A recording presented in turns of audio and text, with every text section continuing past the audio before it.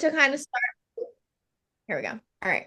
To start us off, we looked at some dental options. So I'm going to start off with my research on Delta Dental.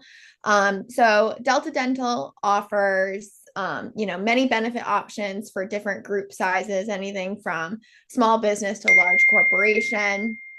So, um, some of those plan options and benefit options, I'll go into greater detail. There's four options for Delta Dental. So, starting off with their low cost, this is their lowest out of pocket cost for employees. This is their Delta Dental PPO plan. So, this provides employees with access to a network of dentists who accept reduced fees for covered services, which makes this, again, the lowest out of pocket cost for employees. The second option is Delta Dental Premier. This is the fee for service plan that provides the largest network of dentists who have agreed to contracted fees with Delta Dental. So for covered services, employees only pay a copay and deductible for their services. Option three is a kind of a combination of the two. So Delta Dental PPO plus Premier. This plan offers the contracted fee for a dentist that the employee would get through the Premier option. So it covers like those out of network dentists, however, with the PPO lowest cost option. So it's kind of that hybrid of the two.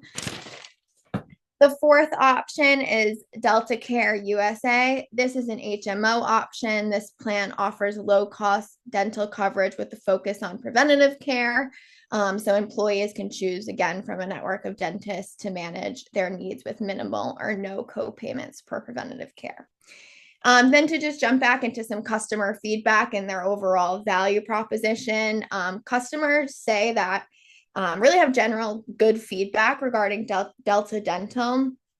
Customers say that the onboarding process is smooth and it's well managed from start to end.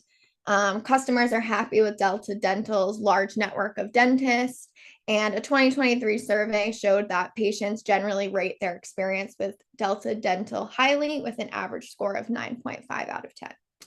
So now I'm going to switch to the second benefit I researched, which was MetLife. So this is their dental option. So similar to Delta Dental, they have multiple options to choose from. So to just jump right in, there's three total. So number one is the MetLife Preferred Dentist Program. This is your PPO, again, being that lowest out of pocket cost for your employees. The second is a dental health maintenance organization managed care plan. So that was a mouthful, but the short end of it is it's a DHMO plan. This plan offers services from a network of pre-selected dentists offering potentially lower costs with no deductibles or claim forms. However, there is a caveat to this plan because they're only available in select states, and that's a very slim amount of states as well. And then the third option is the MetLife Take Along Dental. This plan can be added on to another group benefit with minimal or no additional cost.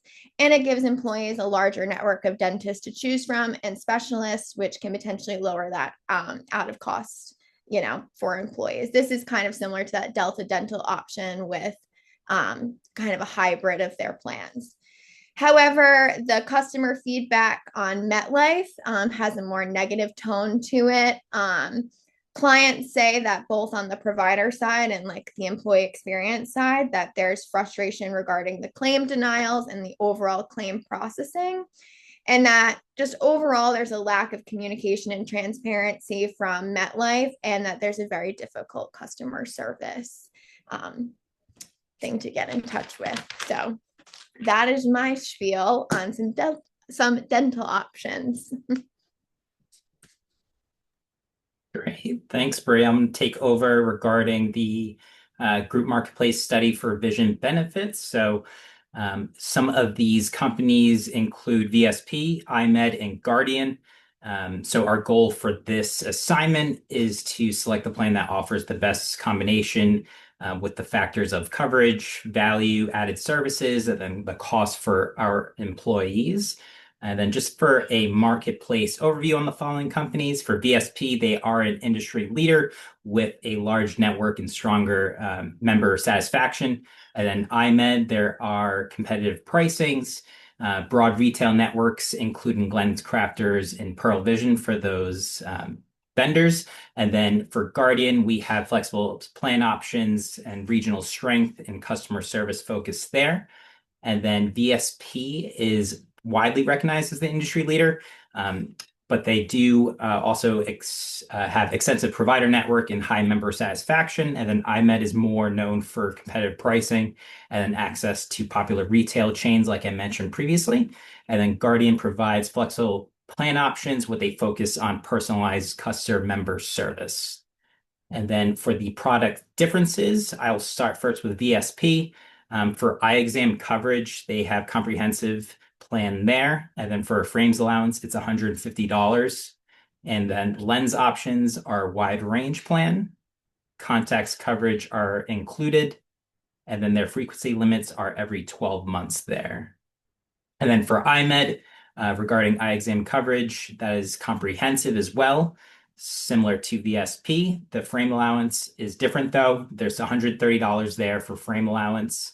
Lens options are standard, and then contacts coverage is optional. And then they had the frequency limit of every 12 months. And then for Guardian, their eye exam coverage is a little bit different from the previous two. Theirs is a tiered breakdown there. And then for frames allowance, this varies per plan. And then lens options, we have a tiered, contacts as well as tiered. And then for frequency limits, it does vary per plan. For the VSP overview, this is the largest nonprofit vision insurer in the US with a huge provider network. They offer annual exam coverages with no copay, coverage for glasses and contacts, and then they have online shopping via Iconic. Their plans are competitively priced without deductibles or waiting periods. And then for iMed, they do offer affordable plans with $10 copay for exams and materials. And then they also include a $150 allowance limit for their eyewear, and their extensive network includes independent doctors and retail partners. And then their members also get a discount on eyewear and LASIK, plus a mobile app that is easy access. As you know, they're switching to everything applications now, so it's good to have that accessibility there. And then for the Guardian overview, their insurance plan is powered by VSP. It does offer flexible network options with a $25 exam copay, which includes bundling discounts when combined with other Guardian products. This actually makes it ideal for comprehensive benefits packages. And then the comparative snapshot, if you were to lay out all these three competitors in front of you, VSP excels in many networks and is cost effective. iMed is exemplary in the form of flexibility and multiplying with those different partnerships, like I mentioned. And then Guardian is great for bundling and network choices. And then for strategic recommendations, based on all the data provided, I would recommend choosing VSP for their comprehensive and member-focused plans. But if you were to choose iMed for the flexibility and tech-savvy utilization, that's something that I wouldn't knock either. And then if I were to go with Guardian, it would be in the form of having a lot of employees with family members because of their bundling factors, and their other insurance products are more important there.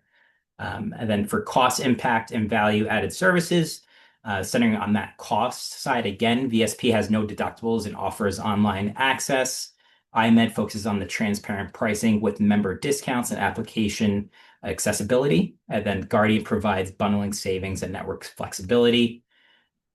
So each provider, like I mentioned before, does offer these unique advantages. The best choice really depends on your company situation and their personal values and what they want in terms of retention and attracting these employees.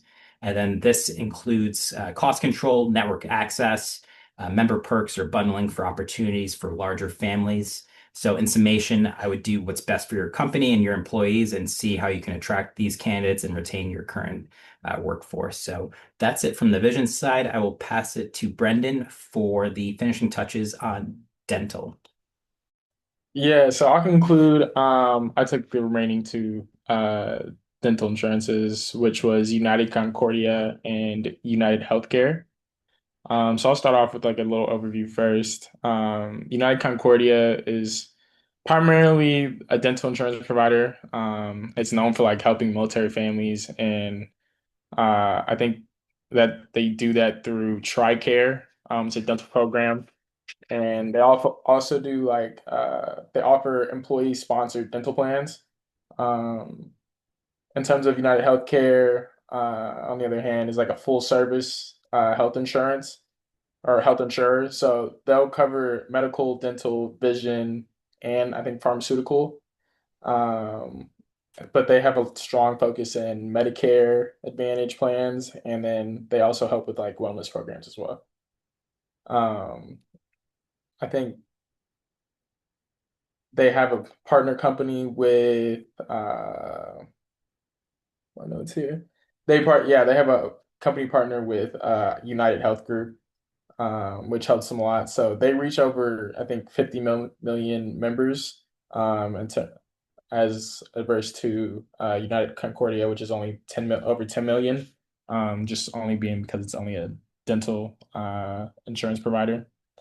But when I was looking at some of their products and services, um, I saw that United Concordia provides like dental PPO, DHMO plans, and individual and employers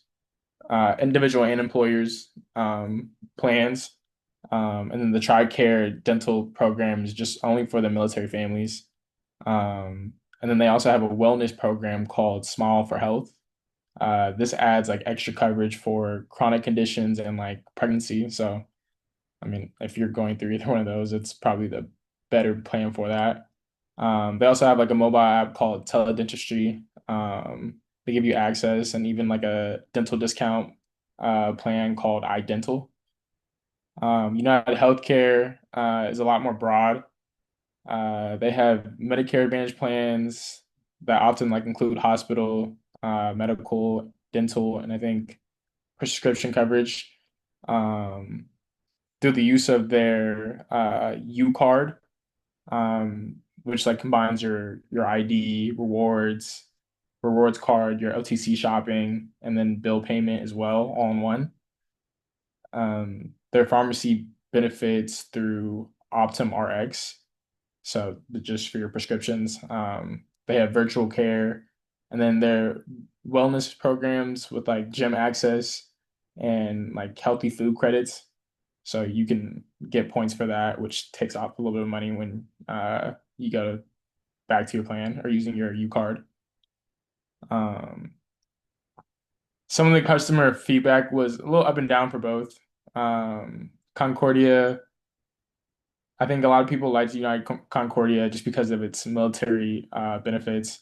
So a lot of military families use it. If you have any military families, that's some of those benefits are like some of the biggest reasons why they're in there. But some customers often report like trouble finding in-network dentistry. So depending on like what area you were in, it was hard to find dentists that would take that plan or take that coverage, um, especially for like specialty care yeah, specialty care. A lot of people reported that tough. I think they gave United Concordia like a 1.0 out of 5, which is pretty low. They also complained about like the frequent claim denials or like the low reimbursement rates.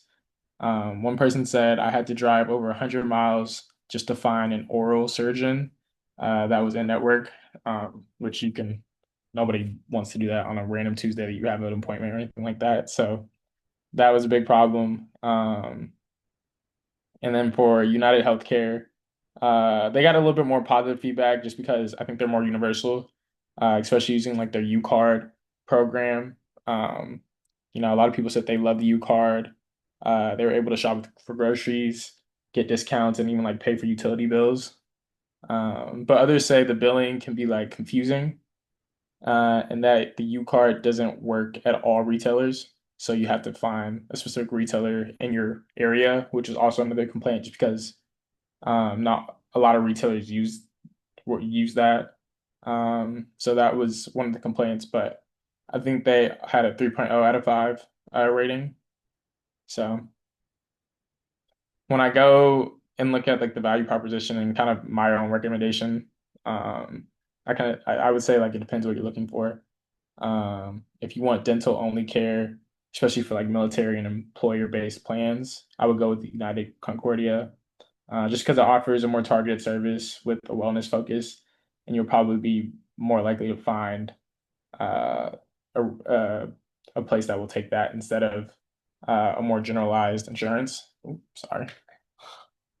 But if you're looking for like comprehensive healthcare, something including like medical, dental, and pharmaceutical, like an all-in-one plan, I would probably take United Healthcare as a better fit. I think their U card system adds convenience, just because of the rewards and strong integration between like services.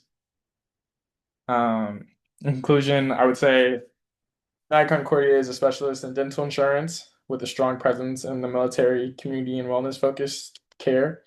And United Healthcare is a full scale health provider with a strong Medicare portfolio. It's innovative in tools like the U card and bundled services that work well for seniors and families. So choosing between both of them kind of just depends on what your focus is. Like I said, full dental coverage or just full healthcare experience. Yeah, I would I would like to end it off like that. Great. Thanks, everyone. I think we're all clear here, so I'll stop the recording.